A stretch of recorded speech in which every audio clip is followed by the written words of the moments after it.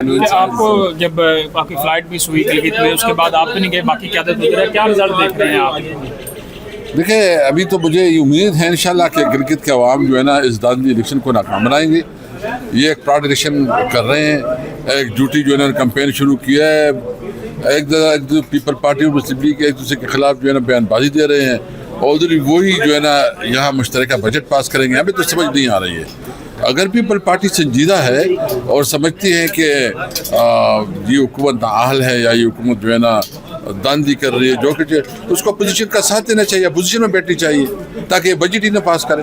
गिलगित का जब भी वफाक में जिसकी हुकूमत होती है, माजी ये रहा है कि उसी की गिलगित में हुकूमत बनती है, तो इस बार किसकी? मुझे ये उम्मीद है कि इंशाल्लाह गिलगित के अवाम जो है ना इस रवायत को चेंज करेंगे। ये जुल्म के खिलाफ और जबर के खिलाफ और ये अपनी वोट के ताकत से ये साबित करेंगे कि ये वोट उनके पास है, वो अपनी मर्जी से देंगे। और ये इस वक्त ये फाशिस्ट हुकूमत है, इसके खिलाफ ही अपने वोट को इस्तेमाल कर कौमी हुकूमत की बात की जा रही है और अमूमन आपका ज़्यादा नाम चलता है कि आप इसमें सारी अपनी इंटरफेरेंस कर रहे हैं। सर बताइएगा कोई इस तरह के मामला चल रहे हैं? देखिए, कौमी हुकूमत की हम बिल्कुल देखिए, अगर कोई संजीदा बात हुई, लेकिन कौमी हुकूमत के हदफाल क्या होंगे, उसका तरीक़ाकार क्या होगा, हम तो समझते हैं कि बिल्कुल एक कौमी हुकूमत होना चाहिए जो कि आइंदा इलेक्शन फ्री एंड फेयर करा सके, और वो इलेक्शन ऐसे हो कि सबको काबिल कबूल हो।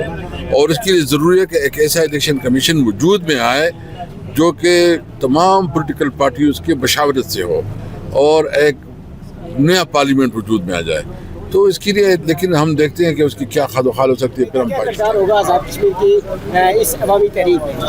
देखिए, हम तो मुझे तो डिटेल में पता नहीं है कि जो है, लेकिन जो एक मुतालिबा उसका है कि जो महाजरीन की सीटें हैं इसको खत्म की जाए। मेरा ख्याल में ये बहुत रिजनेबल बात है, क्योंकि ये हमेशा जो है ना मुक़्तदरा अपने मकासद के लिए इस्तेमाल करती है, और ये जो भी जिस महाजर भी हो जो भी हो उसको वहाँ जाके जगह उसकी रजिस्टर होनी चाहिए, और वो वोट भी जो है ना बल्कि बढ़ाएं, और उधर से मैं इसकी आप क्या समझते हैं कि क्या पीटीआई वहाँ पे कामयाब हो पाएगी? देखिए, पीटीआई तो कामयाब है। पीटीआई ने एक कैंपेन उठाई और इनको एक हुकूमत को बहुत बुरी तरह एक्सपोज किया। ये हुकूमत बिल्कुल फारे हो चुकी है, और जो हरकत इस्तेमाल कर रहे हैं या खुद अपने आप को एक्सपोज कर रही है। देखो, मॉरल तो ये शिकस्त खा चुके हैं, लेकिन इसकी कोई हया कोई वो तो है नहीं।